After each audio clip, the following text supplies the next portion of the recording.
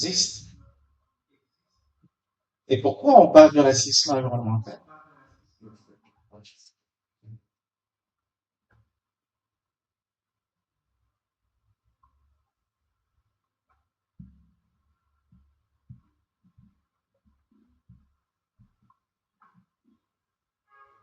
Alors, avant d'arriver au racisme environnemental, je vais vous donner tout simplement, voilà, ça je vais, vers la fin, on va parler, chacun regarde, il apprécie, et il trouve quel est le point qui l'intéresse. Et puis vers la fin, on va essayer de changer. Alors, vers les années 80, il y a eu un grand pasteur, l'ami de longue date de, de Martin Luther, et qui a réfléchi, qui a constaté que il s'est passé quelque chose aux États-Unis, et que là où il y avait beaucoup de déchets, et là où il y avait beaucoup d'industries polluantes, c'était dans les quartiers noirs. Il a développé cette théorie du racisme environnemental qui est devenue plus tard dans l'ensemble,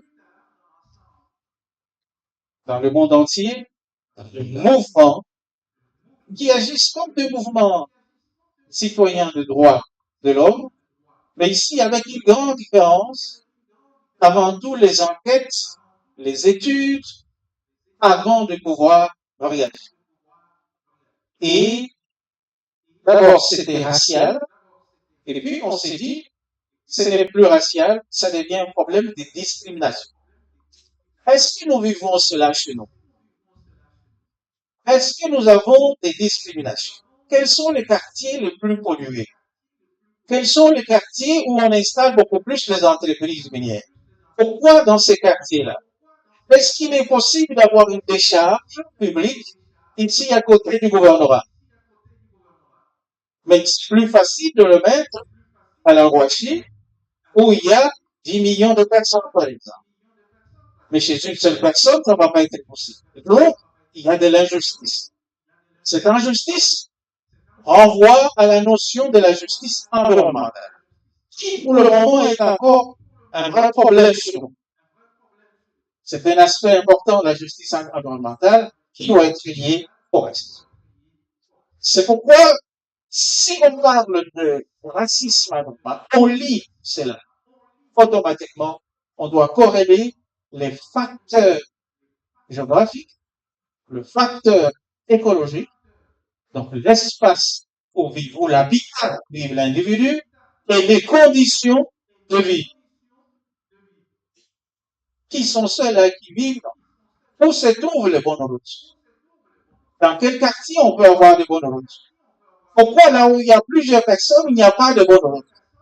Et pourquoi là où il y a une copine d'une autorité, il y a une route asphaltée? Ça s'appelle de l'injustice. C'est ce qu'on appelle le racisme environnemental. Nous avons tous des terres. Et de manière simple, c'est de l'écologie politique. Et aujourd'hui, ça devient des mouvements. Mais comment on va résister? Comment faire la résistance avec ça? C'est intéressant de voir que quand on est dans cet aspect de racisme environnemental, on est maintenant obligé de dénoncer. Mais on ne dénonce pas sans avoir fait les études au préalable. Voilà la différence avec d'autres mouvements de droite. Les études qui sont obligatoires ici sur l'aspect environnemental vous renvoient à pouvoir dénoncer. Sans oublier que c'était, nous sommes dans une bataille. Et dans une bataille, si vous ne résistez pas, vous tombez.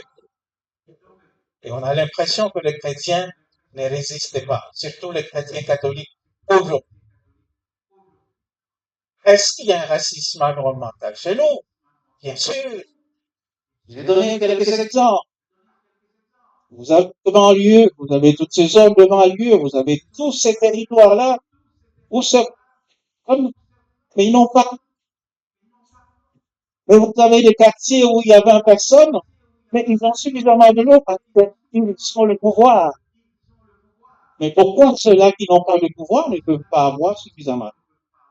Pourquoi ceux-là qui ont le pouvoir n'ont pas l'électricité?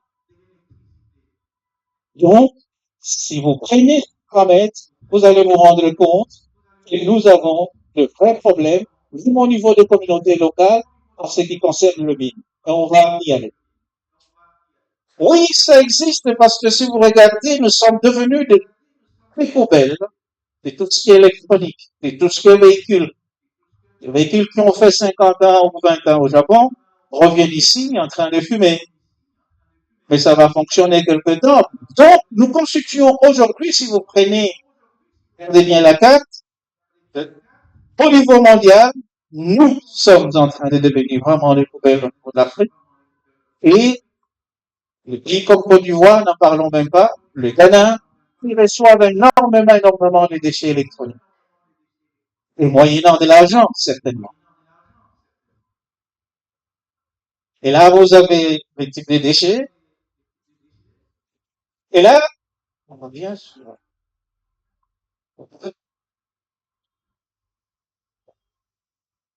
Et là, si nous parlons de reste, ça est loin ici. C'est au CRA. Les CRA, on peut appeler ça, c'est entre guillemets, les centres-villes aussi. C'est plus public de la ville de Lubumbashi. Eux-mêmes, ils appellent ça une décharge urbaine. Mais c'est sauvage. On peut aujourd'hui continuer à avoir des décharges sauvages. Regardez la porte, si vous venez de l'aéroport. C'est l'endroit à l'époque, c'est l'endroit à l'époque où c'était les cimetières à l'époque, toute cette zone-là. Alors, regardez maintenant, vous avez des décharges de toutes sortes qui sont là, et vous avez de la fumée. Et ça brûle tout le temps parce qu'on est cinéma. Et à l'intérieur, vous avez des personnes qui sont de la mairie, qui perçoivent régulièrement l'argent parce qu'un camion vient, va jeter, et puis finalement, vous avez. Mais entre-temps, vous avez une pente. Toutes ces personnes qui vivent à côté du CRA, il y a même une église catholique à côté. Qu'est-ce que les chrétiens disent? Ils subissent.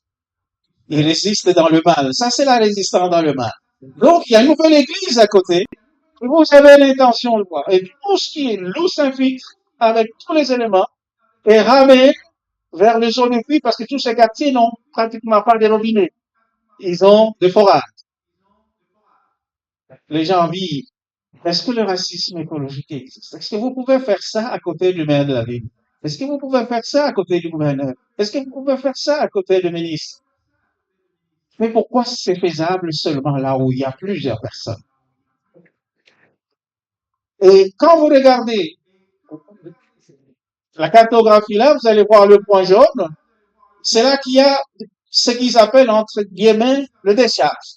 Mais ces décharges ne se retrouvent que dans les quartiers populaires, dans les quartiers suffisamment habités. Vous avez Kamalondo, vous avez la voilà, décharge à l'entrée de la ville, et vous avez au niveau de CRA, bien sûr, et vous avez Kenya, et le reste des centres-villes, il n'y a pas de décharge. Parce qu'on s'est dit, mais nous, nous ne pouvons pas vivre de cette manière-là. Les autres, oui, ils ne sont pas de notre niveau. C'est une hiérarchisation, c'est une discrimination. Accepter la discrimination, ça devient également être complice. Ici, nous avons juste,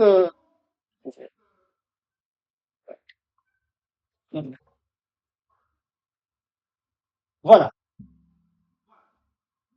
Vous avez un camion, donc vous avez un vidange qui amène le matière fécale et va l'évacuer à cet endroit-là.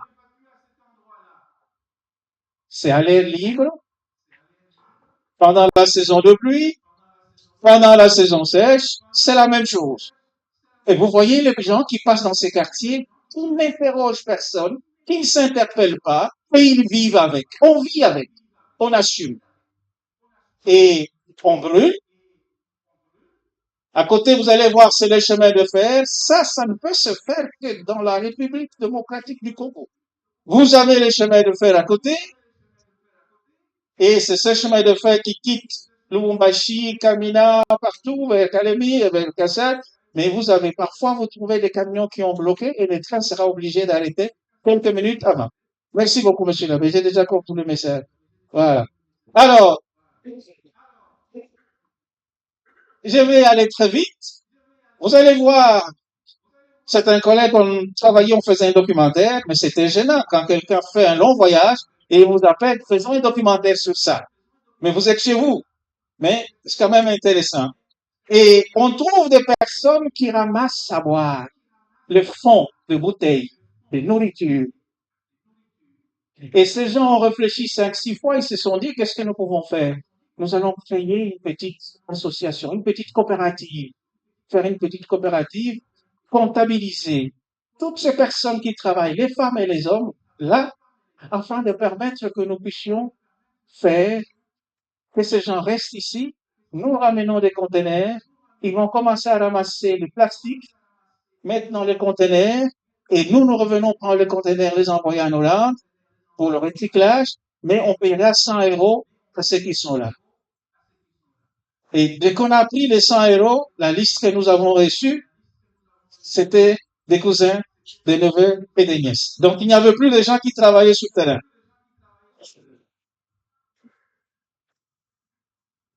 Ici, vous avez, c'est plus facile de voir, vous êtes pratiquement vers Katouba. C'est là que vous voyez les belles mamans qui viennent avec des légumes. Ils lavent là-bas. Parfois, ils passent Moko Yabutamo, Yabutamo, nous mangeons. Ils lavent tout là-bas. C'est tout, voilà. Donc, au niveau des louvages. Alors, je vais aller encore très vite. L'accès à l'assainissement. Combien de gens ont l'accès à l'assainissement, à l'eau potable? Incroyable. Vous suivez quand même un dossier qui se passe récemment où quelqu'un est en train de construire le cimetière dans le site de captage d'eau. Et toute la vie de l'eau, rien là-bas. On est là, alors c'est le seul site qui nous ramène de l'eau, c'est Kimilolo. Mais monsieur vient de Kinshasa, 25 hectares, il achète et il commence la construction. Et nous avons commencé les bagarres qui nous a suffisamment insultés. Mais c'est comme ça. Il faut arriver à interdire les gens à le faire. Quand nous avons trouvé qu'il était tellement fort, nous avons utilisé les médias occidentaux. C'est à ce moment-là que les choses s'atténuent pour le moment. Voilà. L'accès à l'eau potable. Et voilà les types de toilettes que nous avons. Est-ce que nous sommes dans cette logique? Voilà, je vais aller vite. Oui, monsieur l'abbé, je vais terminer maintenant. Alors, ici, juste pour vous donner un exemple, bon, nous avons essayé de récupérer certaines autorités de Lubumbashi, donc de la RDC, du Rwanda, du Burundi, pour qu'ils aillent voir comment on peut faire le traitement des matières fécales et produire de l'énergie, produire des engrais. Ce que vous voyez à côté, ce sont des engrais, des sacs d'engrais qui sont vendus. Ce sont des fermiers qui viennent voir. Et 3 pays donc, ont dû le faire. Les Ougandais ont construit, les Rwandais ont construit, et Bujumbura a déjà une station à améliorer, mais la RDC n'a jamais construit, mais nous nous sommes photographiés. Alors,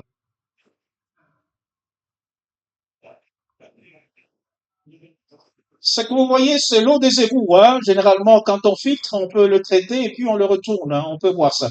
Il n'y a pas de souci. Alors, je vais passer vite. Et les dossiers CEDEM que vous connaissez très bien, donc je ne veux pas y revenir. Je passe tout vite tout ça. Donc, le problème des droits de l'homme dans le mine, parce que je dois terminer et ça reviendra dans. Ce qui peut-être qui va m'intéresser, c'est ici c'est en Pompier. Regardez, côté il y a deux mines. Hein. Ça, ce sont des gens qui ont construit leur maison, mais ils ont quand même l'antenne parabolique et ils vivent heureux. Ils pensent qu'ils sont heureux. Mais côté il y a des entreprises minières et les gens peuvent ne pas défendre ces gens. Ils ont leur hôpital à droite et là vous avez une maison avec des petites fenêtres. Et ici, c'est une école, c'est ici à Lucha, où il y a Lubusha. C'est pas très loin. Il y a Excellent là-bas. Il y a aussi nos amis qui sont là, les entreprises. C'est une école. Vous avez des chaises, et j'ai demandé à quelqu'un de s'asseoir, et vous avez le tableau. et pour regarder comment les gens fonctionnent. Ici, c'est à Lubumbashi, c'est ici à côté de Kamalondo, plutôt de l'abattoir. Alors, là, quand vous avez des problèmes climatiques, effectivement, qui sont les vulnérables? Quand il y a inondation, c'est la population qui est pauvre, qui souffre. Alors, comment résister? Je termine par là. D'abord, il faut connaître sa propre dignité que nous ne connaissons pas. Quand nous voulons changer notre peau, nous ne nous aimons pas.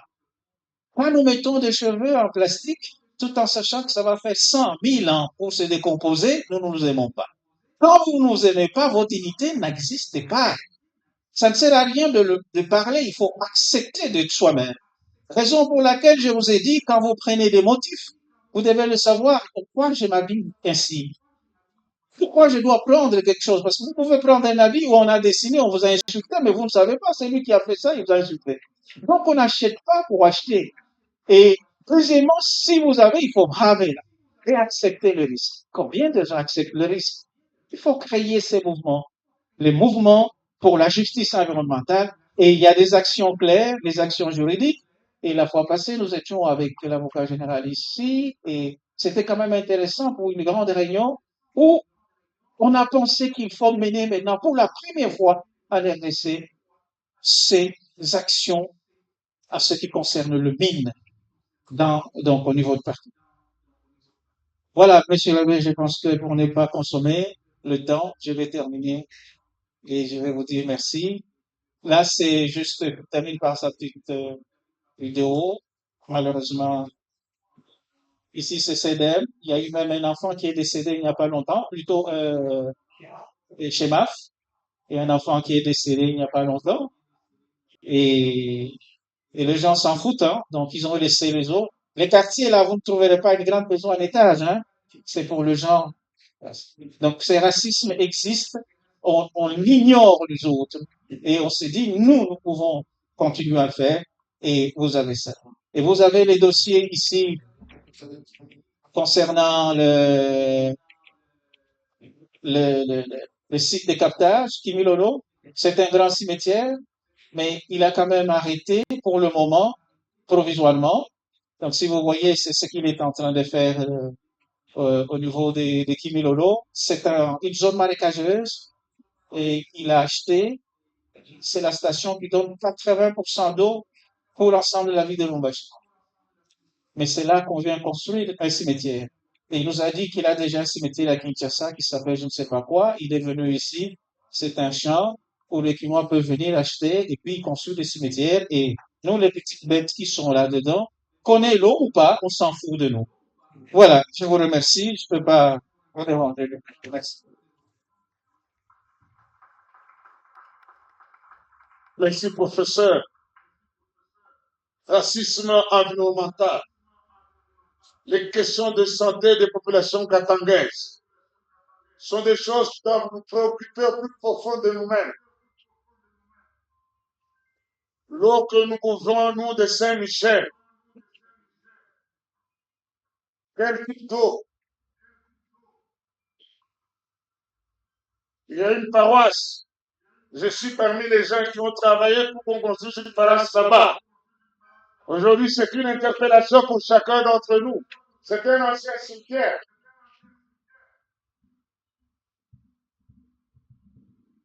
Merci, prof, de nous avoir interpellés.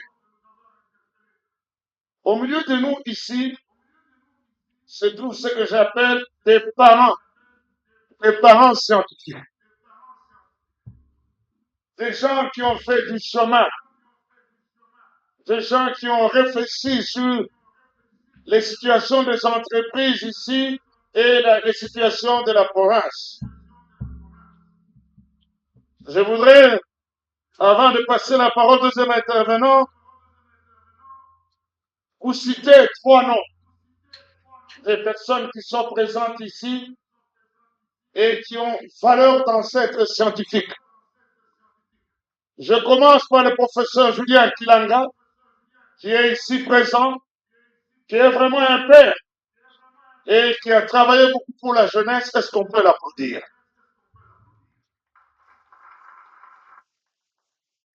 Est-ce qu'on peut applaudir aussi un autre qui est devenu un nom le plus populaire dans ce pays, le professeur Kaumba, qui est ici présent, fondateur de l'école de philologie? Est-ce qu'on peut l'applaudir?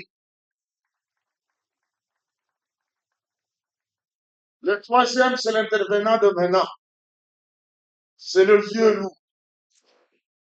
Il est présent et permanent parmi nous. Il s'appelle le professeur émérite Tigwe Donatien. Il a comme spécialité ministre extraordinaire de l'Eucharistie. À la parole, c'est Isabelle.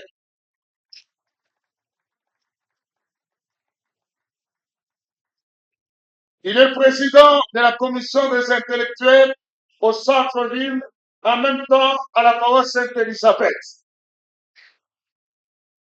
Mais aussi, il est le grand spécialiste de questions orientées à la gécamine. Il a fait une thèse sur la gécamine et il maîtrise vraiment la situation de comment la gécamine a commencé. Tous ceux qui veulent avoir des informations sur la gécamine, ils peuvent aller rencontrer le professeur Bigwe, docteur en histoire de l'Université de Laval. Il est professeur émérite à l'UNILU, directeur de l'Observatoire du changement urbain de l'UNILU, membre honoraire de l'Académie royale des sciences d'outre-mer, membre titulaire de l'Académie congolaise des sciences à gauche. Il va nous entretenir sur la pollution dans la Copperbelt catangaise. Est-ce que nous pouvons l'encourager en l'applaudissant et qu'il prenne la parole uniquement pour faire 20 minutes? Il est un ancien rodé à ces choses. Pourquoi vous avez la parole?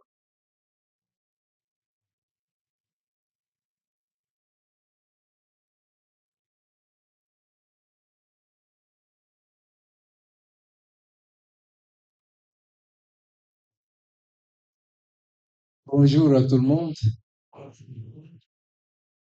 Euh, je vais nous entretenir sur la pollution dans la côte Elbert katangaise. C'est une zone qui va de la région de Kolwezi jusque Andola, en Zambie, donc la côte Elbert en général. Alors, quand on dit la côte Elbert katangaise ou congolaise, en fait, c'est à partir de Kasenga jusque au-delà de Kolwezi euh, vers Muchacha. Oui. Alors là, la pollution, ça fait partie de l'environnement. Et l'environnement, c'est un problème qui a été préoccupant et qui a préoccupé même Dieu lors de la création.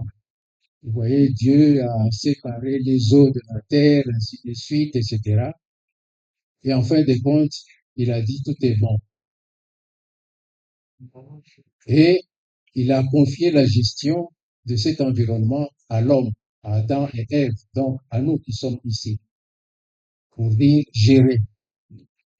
Mais lui reste le propriétaire, et tandis que l'homme est le gérant.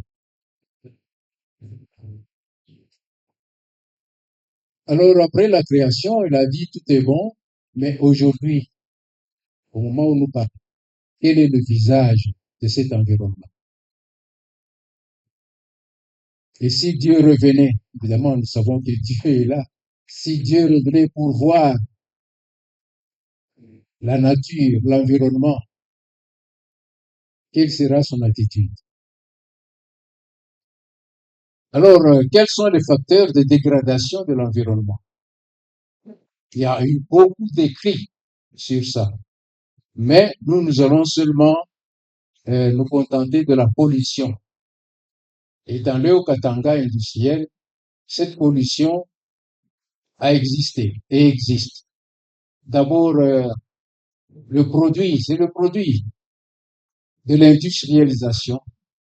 Et ensuite, c'est l'homme qui est aussi à la fois victime et auteur de cette pollution. Alors, à la Gécamine, comme on a dit, la Gécamine était considérée d'abord l'union minière comme la dévoreuse de la population. Parce qu'il faut voir qu'il y avait deux temps. Il y a eu une première période où c'était le travail migrant, où le travailleur arrive ici à Lubumbashi pour tout au plus une année et doit regagner son village. Et ensuite, il y a la période de stabilisation de la population. Et dévoreuse de la population parce que les taux de morbidité et surtout de mortalité étaient élevés. C'est ainsi qu'on a dit que la Gécamine mangeait les gens, en fait. Et il a suffi que l'administration coloniale et puis que les travailleurs eux-mêmes résistent à travers les désertions. C'était une sorte de résistance aussi. On déserte, c'est-à-dire on quitte, on s'enfuit. Pour que l'union minière commence petit à petit à changer les comportements, à changer les conditions de travail et de vie des travailleurs. Alors, comme pour notre plan, nous allons voir rapidement la pollution par les entreprises minières et industrielles. En deuxième position, la pollution par la population elle-même. Et enfin, nous tirons une conclusion. C'est dans la conclusion que nous allons voir comment la population chrétienne a résisté et continue à résister. Nous avons là une petite carte avec ce que nous appelons la COP Elbert, katangaise. Ici, la pollution par les entreprises, je vais vous dire que c'est en 1931 que les autorités de l'Union minière ont été un peu embêtées par la rumeur. Pourquoi? Parce que les déchets que produisaient Chituru et Panga tombaient dans les rivières environnantes et ces rivières allaient jusqu'au niveau de tout près de Lucha et les poissons que nous avons consommés. Depuis 1931 jusqu'à aujourd'hui, ce sont des poissons qui vivent dans des eaux usées, des eaux polluées. Donc, à partir déjà de 1931. Mais cette situation ne semblait pas émouvoir les autorités des minières et des entreprises minières parce que, en fait, ce qui était comme primauté chez eux, c'était pratiquement les intérêts économiques. Il faut produire davantage. Nous avons la pollution de l'air. J'ai mis cette photo-là parce que vous avez là le camp des travailleurs. C'est au cours des années 1940. Et vous voyez la direction de la fumée. Parce que quand on a construit cette ville, avec le camp de l'Union minière, la Gécamine qui est là, en fait, on a mis cette cheminée et à aucun moment, la fumée ne pouvait venir dans cette direction de la ville. La fumée, donc, prenait la direction du camp. Et c'est ce qu'on appelait kachoma. Kachoma, voilà, c'est-à-dire qui chauffe, qui brûle les poumons. Alors aujourd'hui, quand vous voyez par exemple le penga penga, il est difficile de planter des légumes. Il faut creuser ou bien il faut ajouter alors une couche de terre pour pouvoir avoir des légumes. Sinon, donc c'était une zone et c'est une zone polluée. Nous avons aussi, pour la pollution, vous avez à Kipushi, ce qu'on appelle Katapula. Katapula, c'est, en fait, on dirait une rivière artificielle d'eau boueuse qui quitte la mine ou qui quittait la mine, qui traversait le quartier Léo au niveau de Kipushi et qui allait jusque à l'endroit que vous avez là-bas et ça constituait ce que vous voyez là-bas. Alors, ce qui est pire, c'est quoi? C'est que pendant la saison sèche, quand cette eau boueuse sèche, ça constitue maintenant la poussière. Et pendant la saison sèche, le vent va vers le camp Kipouchi, la cité Jékamel Kipouchi, et vous avez et les bébés, et les mamans, et les papas, tout le monde est saupoudré. Et vous voyez la conséquence que ça provoque pendant la saison sèche à Kipouchi. Donc, il y a le cas de Pengapenga dont je vous ai parlé, il y a le cas de Kipouchi, il y a la silicotuberculose qui cause Yamungoti. C'est aussi une pollution à l'intérieur. Quand on va miner la paroi, et quand il y aura cette poussière-là, évidemment, on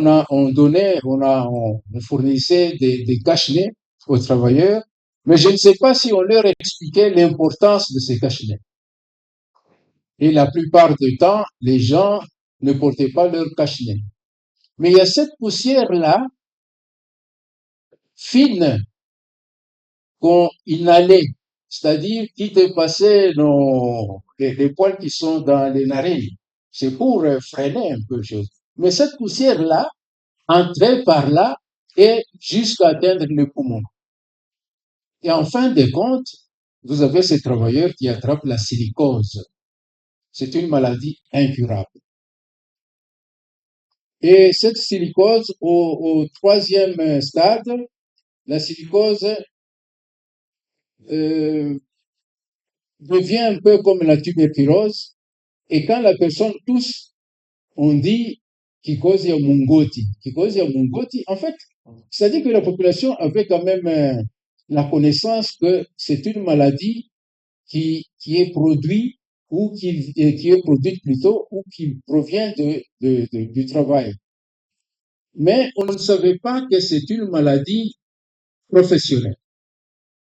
Parce que quand bien même ça devient la silicotuberculose, ça se confond avec la tuberculose. Et pour l'entreprise, c'est la tuberculose. Et pour la famille du malade, c'est la tuberculose.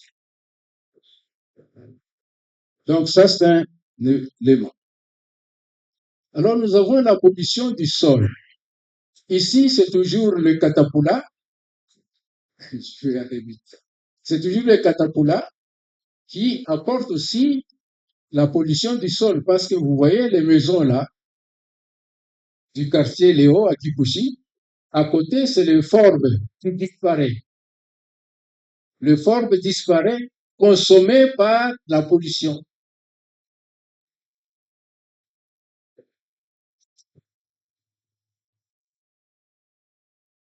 Nous, à Kolwezi, on appelait ça un Toulou, mais quand on est arrivé, on dit Negusonga. Bon. Et en fait, cette pollution même de sol, c'est pas seulement le catapula, mais vous avez toutes ces sociétés comme Shemaf, comme Brasimba, qui polluent l'eau. Par exemple, Naviundu et consorts, c'est pollué par ces eaux-là. Et ces rivières, est-ce que ça peut encore produire du poisson? Nous avons aussi la pollution sonore, évidemment provoquée par les entreprises, les industries, par le trafic routier, par le trafic ferroviaire, les trafics aériens et provoquée aussi par nos églises, surtout les églises de réveil. Mais ça a aussi des conséquences, non seulement sur la personne humaine, mais aussi sur les oiseaux. Il y a des oiseaux qui ne chantent plus parce qu'empêchés par cette pollution sonore. Il y a aussi des animaux qui s'enfuient, qui vont occuper d'autres espaces parce qu'ils fuient le bruit. Ainsi. Nous avons ici la pollution par la population elle-même.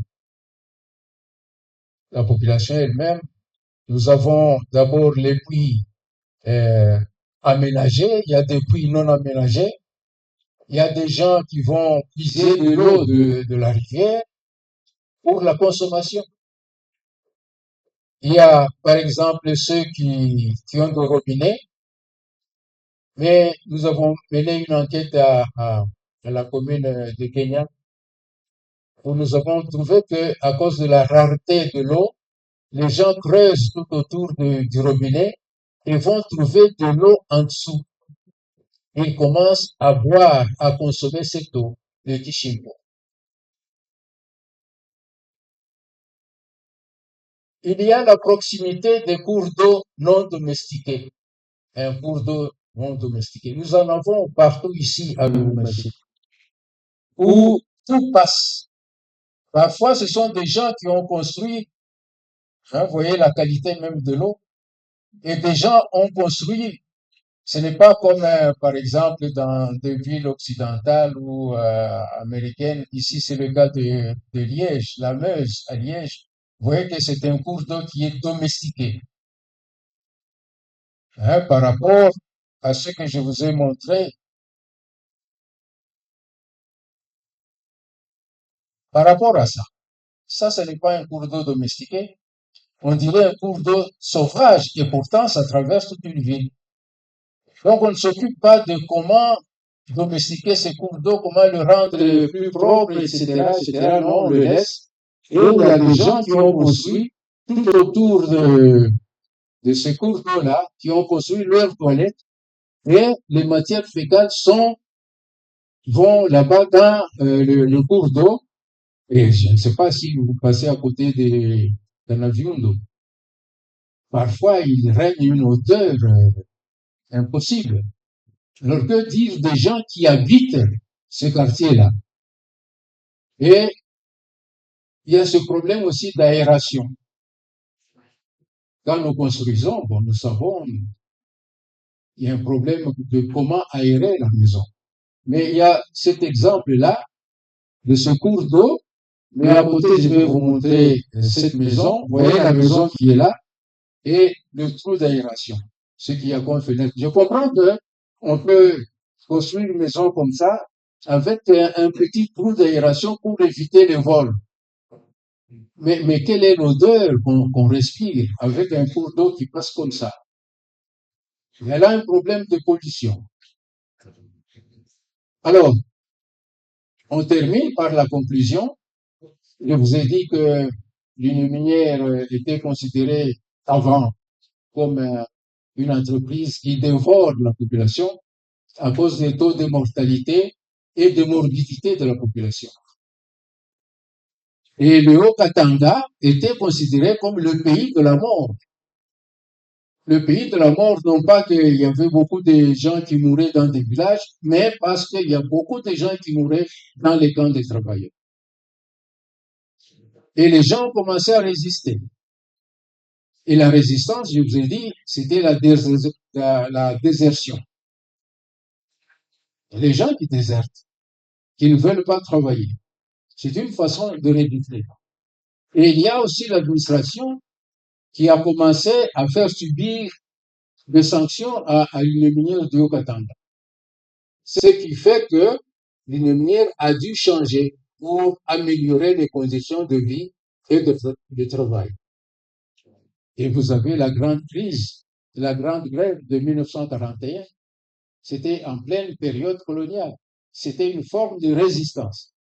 Et donc la résistance, ce n'est pas seulement qu'il s'agissait d'être une population chrétienne, mais la résistance, c'est-à-dire de savoir que nous sommes des personnes qui ont une certaine dignité.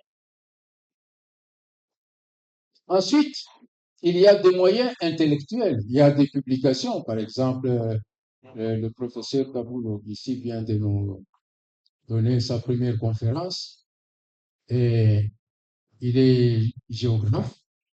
Il y a en santé publique, il y a la faculté de médecine, il y a aussi dans d'autres facultés où sont publiés, où sont défendus des mémoires de licence, des mémoires de DEA et des thèses de doctorat sur la santé, sur la pollution, sur l'environnement. Mais le problème, c'est que les gens ne lisent pas. Et le problème, c'est que on ne va pas aussi vers la population pour la sensibiliser. Il y a des moyens pratiques, la sensibilisation permanente de la population, Ici, en 2003, 2004, 2004, 2005, je pense que la thématique de la pastorale, c'était l'environnement. C'était l'environnement, justement. Et on a eu ça à parler dans nos paroisses, etc. On a organisé des conférences. Mais notre maladie, c'est que quand on demande aux gens de venir à une conférence, vous avez pour une paroisse, par exemple, 5 personnes qui arrivent pour la conférence. Alors, à ce moment-là, vous allez dire que l'intellectuel ne fait pas son travail. Vous voyez, par exemple, quand on nous invite à venir pour cette journée, combien de personnes viennent et combien ne viennent pas. Là aussi, c'est un problème en ce qui concerne la sensibilisation. Mais il y a aussi des sanctions appropriées. Et ça, c'est l'affaire de l'administration communale ou de l'administration urbaine qui doit prendre des sanctions. Il y a des fonds alloués aux services publics pour l'évacuation. On voit, par exemple, à la mairie, beaucoup de camions qui sont là pour transporter les détritus, mais on ne les voit pas, par exemple, circuler. À l'époque, nous avons grandi dans des camps d'une minière du Haut-Katanga, et il y a chaque semaine, par exemple, on vous écrit à la porte, on va, par exemple, prendre les détritus de tout un quartier. Et on apprête les tout. Mais ici, à un moment donné, on a pu comprendre que c'était organisé, et puis tout d'un coup, et tout a disparu. Et maintenant, on se débrouille. Où est-ce qu'on va jeter les immondices? Donc, il y a une autopollution dans nos parcelles. Une autopollution. Alors, il y a aussi les entreprises. Je pense qu'il n'y a pas, parfois, il manque le suivi de l'éthique des entreprises productrices des eaux polluées, par exemple. Là aussi, c'est un problème. Et je me rappelle que la commission justice et paix a eu à se battre sérieusement contre la SOMICA. C'était en 2004. Vous vous rappelez, dans nos paroisses, cette commission-là a dû lutter parce que la SOMICA était en train de polluer la source de Kimilolo qui alimente, le prof l'a dit, de la population. Et le centre de recherche CRA, avec feu le professeur Ilungandala, a envoyé un échantillon à l'université de Mons en Belgique pour examiner la qualité de cette eau-là. Et les résultats, c'était positif. Donc l'eau était polluée. Mais quelle a été l'issue de ce combat? Donc il y a eu des initiatives des intellectuels chrétiens ou de la population chrétienne pour lutter, pour résister. Et en dernier lieu, en dernier ressort, c'est l'État qui décide. C'est l'État qui décide. Alors, il y a des dénonciations, ça c'est vrai, des entreprises nocives par des ONG, par la société civile, donc justice et paix, et l'implication même de l'Église catholique de Lubumbashi. Et comme défi, je termine par là, il y a une sensibilisation permanente de la population. Je ne sais pas si après les Mazingira, après 2003, 2004, 2004, 2005, si dans nos paroisses, on continue encore à sensibiliser la population sur la pollution, sur l'environnement. Je ne sais pas. Ou bien c'est un sujet révolu. Sur l'environnement. Je ne sais pas. Donc, il y a des sanctions appropriées réservées aux récalcitrants. Et ça, c'est l'affaire de l'administration. révolue. Il y a des moyens efficaces à mettre à la disposition Alors, il y a des services sanctions publics appropriées pour réservées l'évacuation aux et le traitement récalcitrants des déchets. de l'administration. Mais quand ces moyens ne sont pas Il y a là des moyens et des services et que les publics déchets pour l'évaluation et le montent, traitement des déchets. ressemblent à une montagne, Mais quand qu'est-ce ces que nous moyens et que les déchets montent, est-ce qu'il y a une délégation ressemblent pour à une avoir les montagne, autorités municipales Qu'est-ce pour qui- dire voilà, est-ce qu'il y a une nous délégation vivons dans pour avoir une les zone autorités qui est municipales forte pour dire voilà, zone qui est forte pour lui? Et là, je rejoins ce que le professeur, celui qui m'a précédé, a dit. ici. On passe, etc. On sent cette odeur, on vit avec cette odeur, et voilà. Mais qu'est-ce qu'on fait? Et Et enfin, c'est le suivi de l'éthique des entreprises productrices. Parce que là aussi, il faut que ces entreprises sachent qu'il y a des gens qui peuvent se soulever, qui peuvent dénoncer.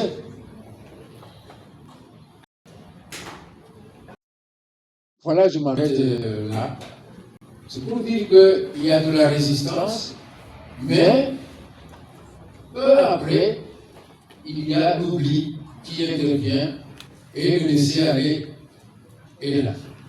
Merci. Merci, professeur. Vous avez vu que j'étais très embarrassé d'arracher la parole à un père scientifique. Parce que nous sommes une génération bénie. Ce qu'il a dit m'a beaucoup béni. Moi, je suis un garçon de la RDC. Professeur originaire de la RDC. J'ai grandi à Kipouchi. Je suis né dans la maternité de Kipouchi. Je me suis lavé l'eau de Katapula. Quand il m'arrivait de m'évader, aller jouer au foot sans autorisation des parents, je revenais d'abord mle Katapula na nawa mai inanifanya géographie.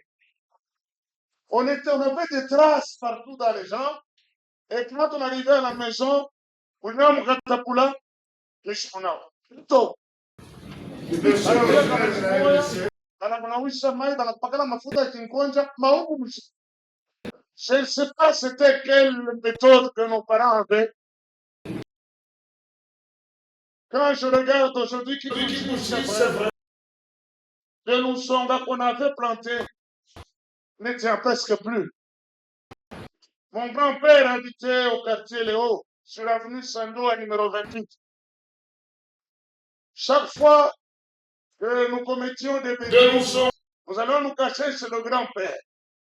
Parmi les questions du grand-père, Urena Mukatapula, nous sommes revenus dans le carreau.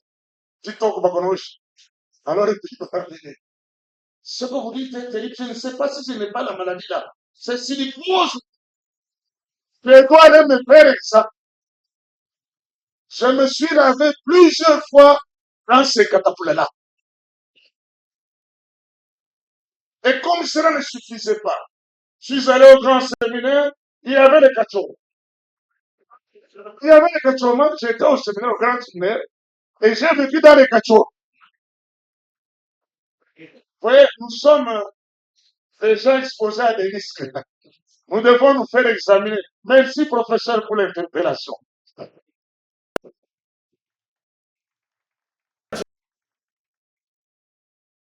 Voilà. Nous aurons une personne qui va venir nous parler. Une personne exceptionnelle. Une personne qui mérite l'attention et l'écoute. Il s'agit de maître Gisèle Koumba. Mais qui est-elle? Bon, ce que j'essaie de elle prit au renouveau charismatique de la paroisse, la cathédrale Saint-Pierre-et-Paul. Et le groupe, ça au moins nous connaissons. Nous savons qu'elle est la présidente des scouts au niveau du centre de Rumbesh. C'est la présidente, donc elle est scout catholique engagée. Je suis donc son aumônier. Mais je suis congolais à temps plein.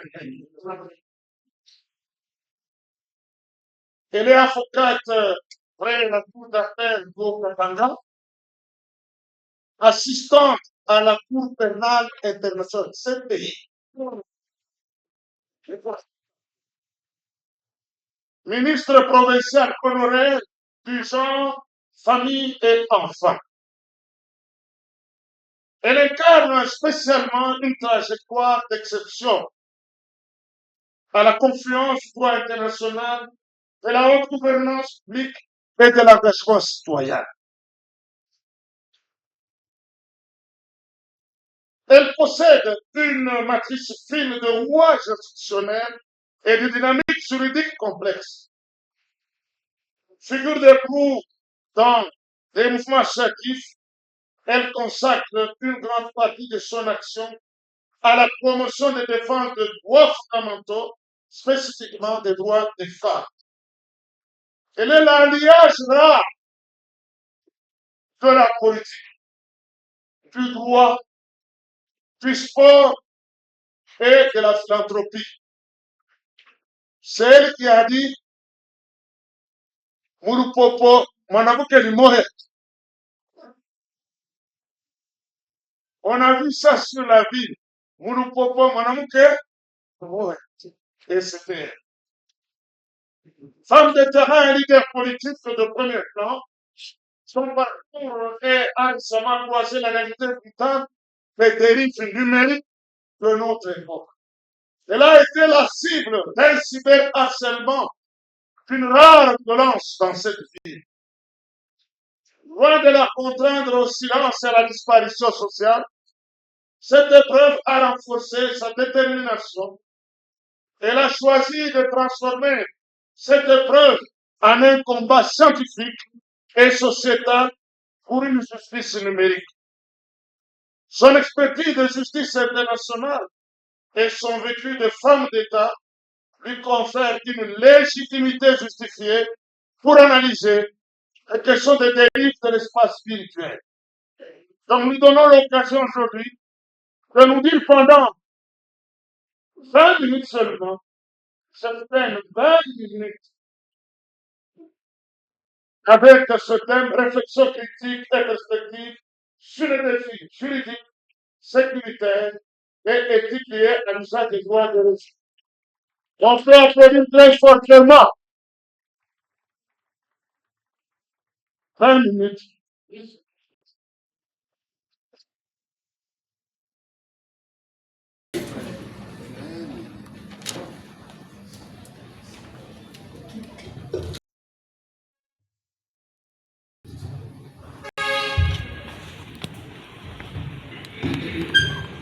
Bonjour, chère assistance.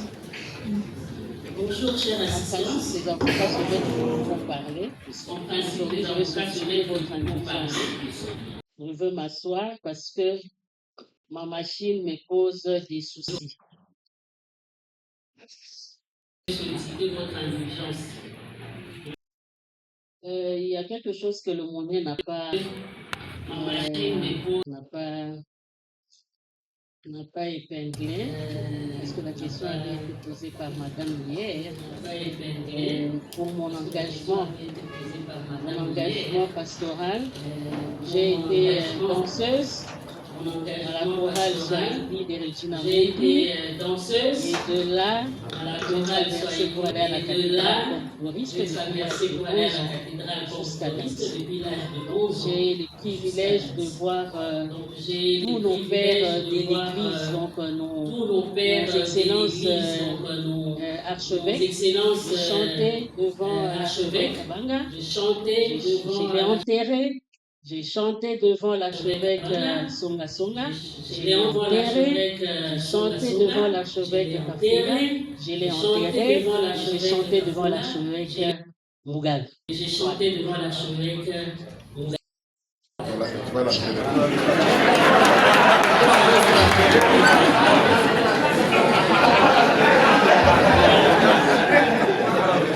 Donc je suis de l'Église. Par rapport au SCOUT, je ne suis pas présidente du comité, par contre présidente du comité provincial en fonction. Merci, chef. Merci, chef. Voilà, il m'a été demandé que je serais un grade si je ne saluais pas les immenses églises qui sont dans la salle, dont deux recteurs. J'ai eu la chance d'être à l'université sous le recteur Prince Aouba, mais quand même, j'ai eu aussi à collaborer avec le recteur Moussindi. Donc aussi, on peut les applaudir, ainsi que nos autres professeurs.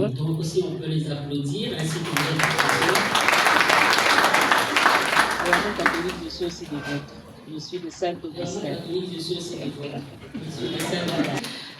Il m'a été demandé de parler d'une réflexion critique et nous allons la faire ensemble. Et prospective sur les défis juridiques, sécuritaires et éthiques liés à l'usage des réseaux sociaux.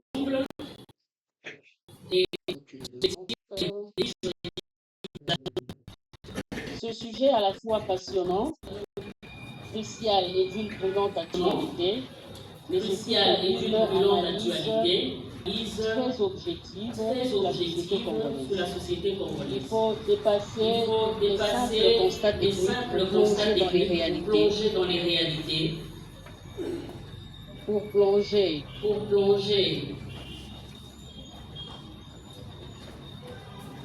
plonger dans les réalités sociologiques, économiques, juridiques et politiques de la RDC. La régulation des réseaux sociaux dans notre pays est particulièrement au cœur des débats sur la souveraineté numérique, la protection des citoyens et la lutte contre la désinformation.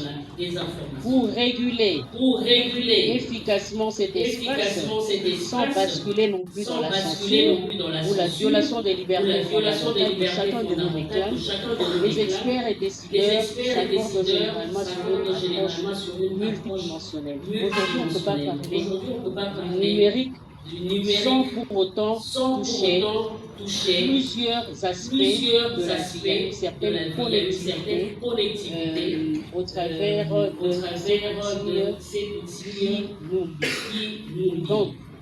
Donc, les deux comptes que je suis censé penser ici est une société en pleine mutation, qui est tiraillée par un désir de modernité numérique et des barrières structurelles ténonces. Aujourd'hui, si je pose la question, personne ne me dira qu'il n'a pas de téléphone. C'est le seul moyen de nous communiquer. Mais la problématique majeure, c'est dans quelle mesure les numériques et les réseaux sociaux agissent-ils comme des catalyseurs d'émancipation sociale et d'opportunités économiques, ou au contraire, comme des vecteurs d'accentuation des inégalités et des contrôles par le pouvoir. Ici de dire que le numérique en République démocratique du Congo n'est pas nouveau.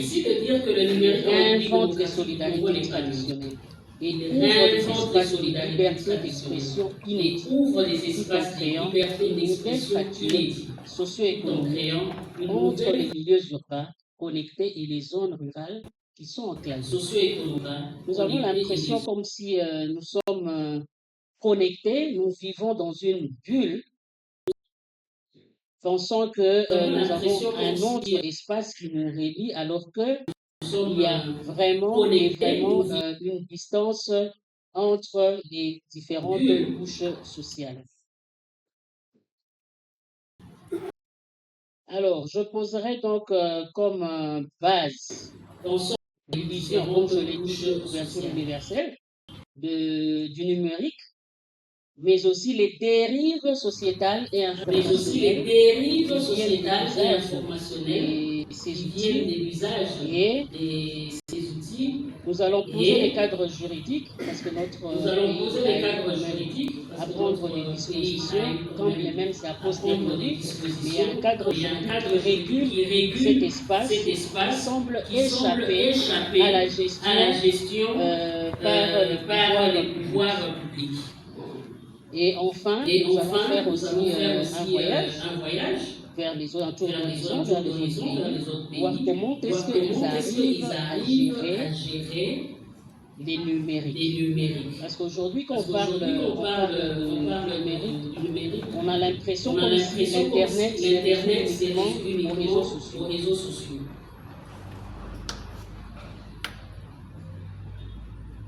Comme je le dis, le pays a court-circuité l'ère de l'ordinateur, basculé des plains pieds dans celle du smartphone et de la connectivité mobile. Aujourd'hui, des avenues de Kinshasa aux centres économiques de Lumbashi jusqu'aux zones interconnectées du Kivu, les réseaux numériques font partie intégrante du quotidien de Congolais. Ils redéfinissent les interactions humaines, le commerce informel et les modes d'expression politique. L'Internet n'est plus seulement un outil technique, il est devenu un fait social total, un miroir des aspirations et des fractures de la société congolaise. Mais qu'est-ce que nous attendons par le numérique pour résoudre? Dans le cadre de cet exposé, il faut comprendre que le numérique renvoie à l'ensemble des infrastructures techniques. La téléphonie mobile, la fibre optique, le service applicatif, donc les différentes applications que nous utilisons, et des plateformes immatérielles permettant la production, le traitement et l'échange de données. Les réseaux, quant à eux, englobent à la fois les structures physiques de télécommunications et les réseaux sociaux numériques que nous connaissons, dont les célèbres WhatsApp, TikTok, qui lie les individus au sein d'une communauté virtuelle. Aujourd'hui, personne n'est pas dans un forum. Est-ce qu'il y a quelqu'un qui n'est pas dans un forum? S'il est là, il peut le faire. Tout le monde est connecté. Comment nous utilisons, comment profitons de cette connexion en tant que citoyens congolais d'abord et chrétiens. Parce que de là, on est d'abord un citoyen congolais. La société congolaise, quant à elle, que l'ensemble hétérogène des populations vivant sur le territoire de la RDC, les caractéristiques démographiques majeures, une prédominance de l'économie informelle, nous avons une diversité culturelle et linguistique. C'est comme ça, on a quatre zones. Nous avons quatre zones linguistiques, mais aussi par les défis structurels à la gouvernance, à l'enclavement géographique et à l'instabilité sécuritaire dans la partie orientale. En quoi l'avènement de l'écosystème numérique en République démocratique du Congo, structuré au niveau juridique par le Code numérique de 2023 et au niveau social, par le WhatsApp, aussi entre un vecteur d'émancipation citoyenne et un instrument de surveillance politique ou des fractures sociologiques. De cet questionnement, du point de vue de l'ordre juridique, je dirais qu'il y a l'ambiguïté conceptuelle de certaines dispositions du Code du numérique qui favorise une interprétation discrétionnaire. Donc je vais rentrer dans le sujet, vous allez comprendre, par le pouvoir judiciaire, transformant un outil de cybersécurité en un mécanisme d'autocensure pour les acteurs de la société civile. S'agissant de l'ordre sociologique, on dira que WhatsApp et TikTok pallient l'analphabétisme et l'enclavement médiatique par l'usage prédominant du format audiovisuel et des langues nationales. Cependant, l'absence d'éducation aux médias, ce modèle privatise l'espace public en des champs de micro favorisant la désinformation d'une manière systématique. Quant à l'ordre socio-économique, bien que nous constatons qu'il y a l'intégration du mobile money, aujourd'hui tous les différentes compagnies de télécommunications utilisent leurs applications comme une sorte de boîte ambulante. Et chacune de nous a un réseau mobile, on a un PESA, on n'est pas les PESA, c'est Orange Money, et Airtel Money. Donc on essaie un peu de créer, de répondre à l'absence d'infrastructures étatiques, des bases, et en créant cette économie d'accumulation financière. Alors, premier point. En ce qui concerne l'écosystème numérique, entre dynamisme informel et configuration de l'espace public, nous allons noter que l'évolution technologique de la RDC présente une trajectoire singulière. Dans les pays de l'Europe, les gens sont passés ils avaient des ordinateurs et de là, ils ont des smartphones qu'ils utilisent. Chez nous, c'est passé En tout cas, beaucoup de familles n'ont pas d'ordinateur chez eux. C'est directement de cette technologie qu'on a déjà les smartphones où, en fait, en réalité, le téléphone aujourd'hui, c'est l'ordinateur en miniature. Mais si tu n'as pas pris l'ordinateur, on ne sait pas très bien utiliser le téléphone. Et raison pour laquelle nous approchons qu'à l'utilisation basique du téléphone, alors que ça devient un outil de travail. Et le fait que notre pays n'a pas su suivre une trajectoire linéaire technologique fait qu'au jours, nous tombons dans ce que nous sommes en train de dénoncer. Les smartphones est devenu le premier et souvent l'unique ordinateur du citoyen congolais. Les réseaux de télécommunications,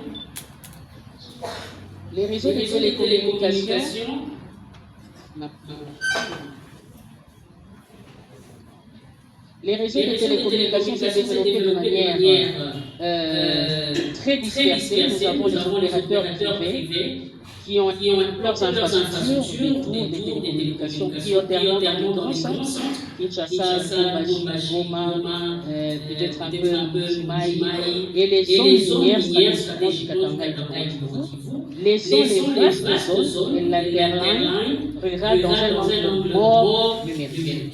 Cette connectivité repose presque exclusivement sur des technologies mobiles. On nous offre des 3G, des 4G, des 5G, tandis que le déploiement de la fibre optique nationale souffre des lenteurs administratives. Déjà ici à Lubumbashi, en tout cas, je ne pense pas que nous avons Lubumbashi couvert par la fibre optique. Il n'y a que quelques ponts, des points où vous avez la fibre optique. Et les autres se retrouvent, on leur offre une connectivité qui laisse à désirer. Ce paradoxe de l'infrastructure et de l'énergie.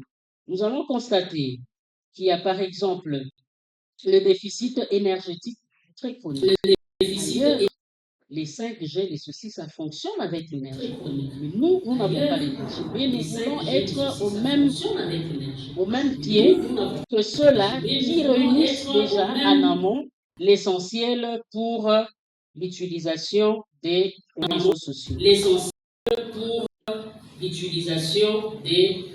J'ai parlé du mobile money comme moteur de l'inclusion financière de l'économie informelle.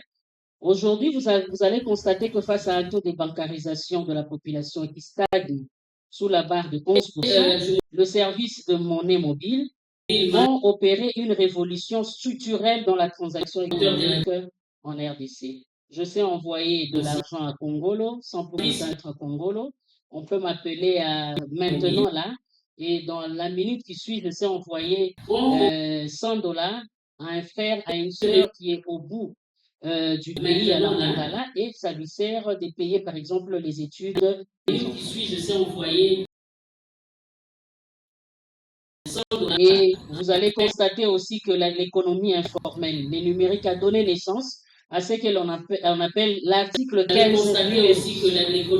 Les commerçants de marché, les chauffeurs de taxi, les micro-entrepreneurs, les artisans utilisent ce portefeuille numérique pour stabiliser leur activité. Donc, les réseaux sociaux n'ont pas que l'aspect de la désinformation. Ça joue un rôle très important en termes numériques dans le développement de notre pays. Est-ce que cela est suffisant? Non, cela n'est pas suffisant. Pourquoi? Parce que ça impacte les social. Comment ça impacte le social? Aujourd'hui, nous ne savons plus nous passer ni de WhatsApp, ni de TikTok. Même ceux-là qui disent qu'ils n'ont pas de compte TikTok, mais ils voient ce qui se passe sur TikTok. Ça veut dire qu'il y a une sorte de drogue où on est obligé de s'y retrouver même d'une manière invisible pour avoir l'information qui nous gère. Est-ce que nous avons la bonne information à travers ces outils informatiques? Quand vous regardez WhatsApp, quand vous regardez TikTok, TikTok est devenu aujourd'hui la théâtralisation du débat social. du divertissement à la subversion morale. WhatsApp, quant à lui, privatise la rumeur. TikTok spectacularise la vie sociale et politique congolaise. L'explosion de ces plateformes en République démocratique du Congo a réconfiguré les modes d'expression de la jeunesse urbaine, balançant entre exutoire démocratique et dérive sensationnelle. Sur TikTok, la jeunesse congolaise fait preuve d'une créativité remarquable pour contourner la censure et exprimer son ras-le-bol face à la précarité socio-économique à travers le procédé du détournement du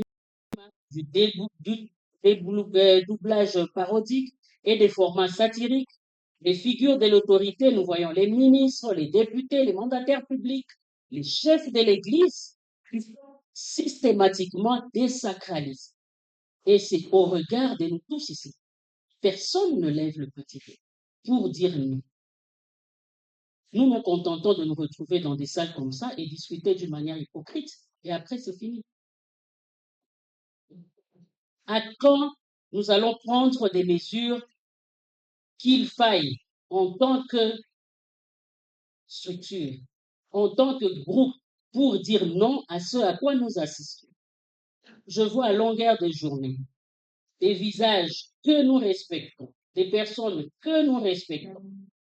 Quand vous voyez sous d'autres cieux, un président de la République, c'est un citoyen, mais c'est une institution.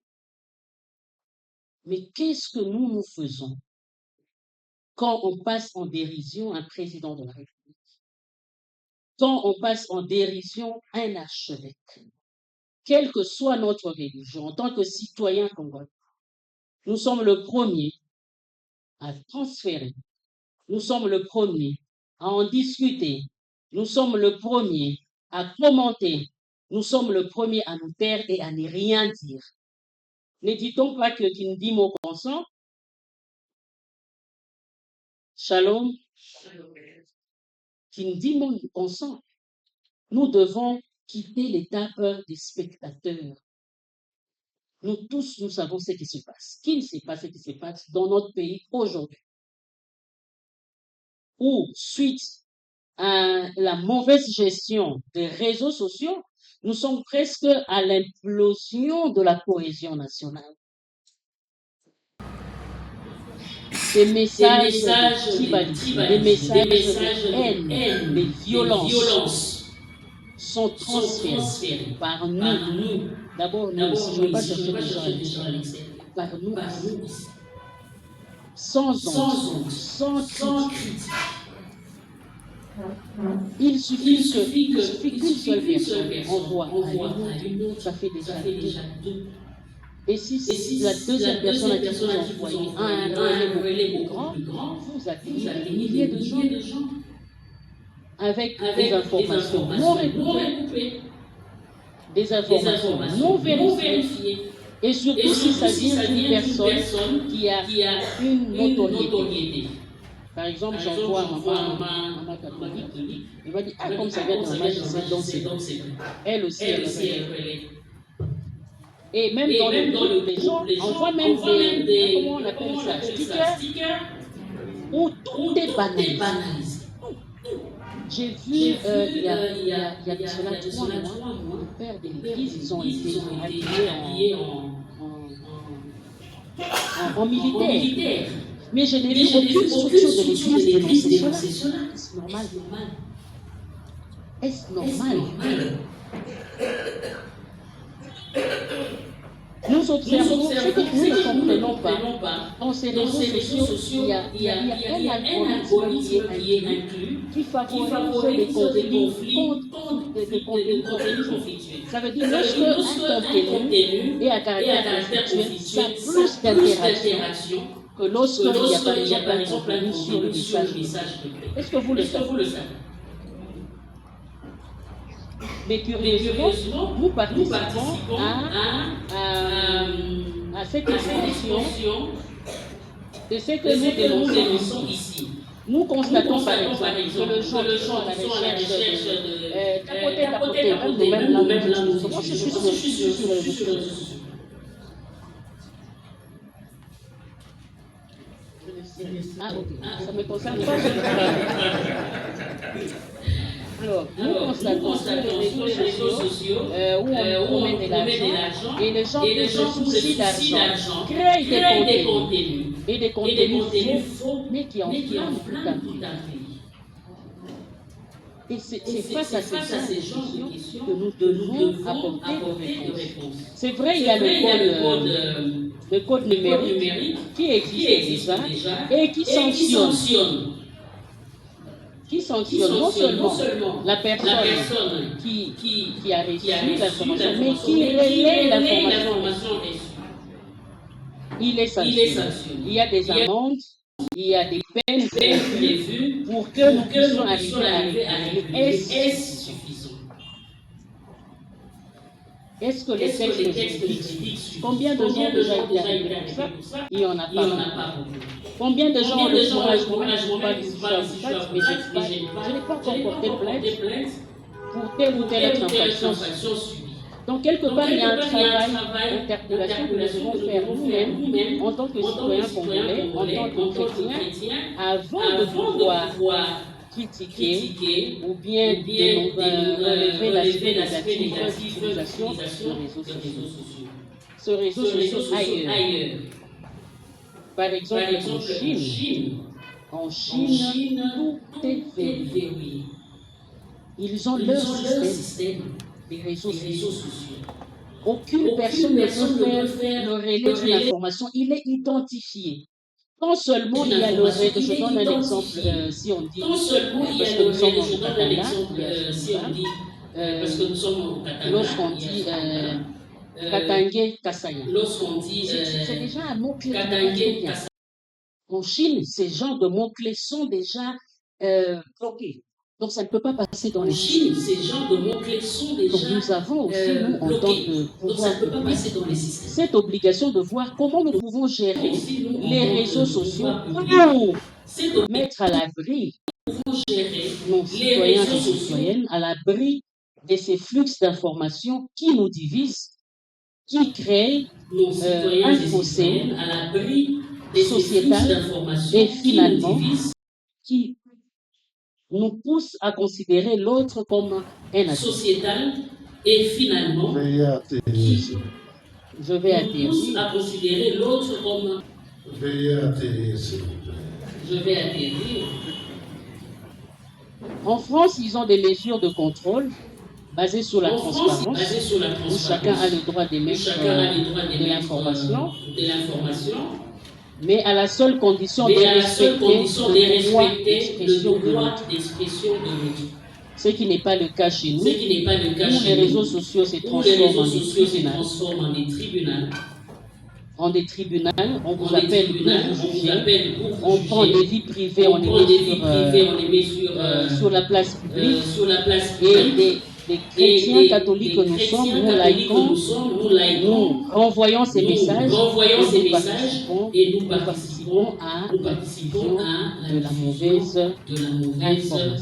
information. Mais si il arrive que vous soyez interpellé au niveau de la justice, sachez que la peine est très forte et les amendes aussi sont très élevées. Nous devons peut-être intégrer aussi dans notre système numérique, comme chez les autres, les bannissements. Donc, quand un citoyen excelle dans la désinformation, on les désactive des réseaux sociaux. C'est aussi un moyen de contrôle. J'atterris en disant est-ce que j'atterris par une question qui nous concerne nous tous en disant est-ce que si Jésus revient aujourd'hui et qu'il veut regarder dans nos téléphones les messages, c'est qu'on a espéré, c'est qu'on a aimé, est-ce qu'il sera fier de nous? Je vous remercie.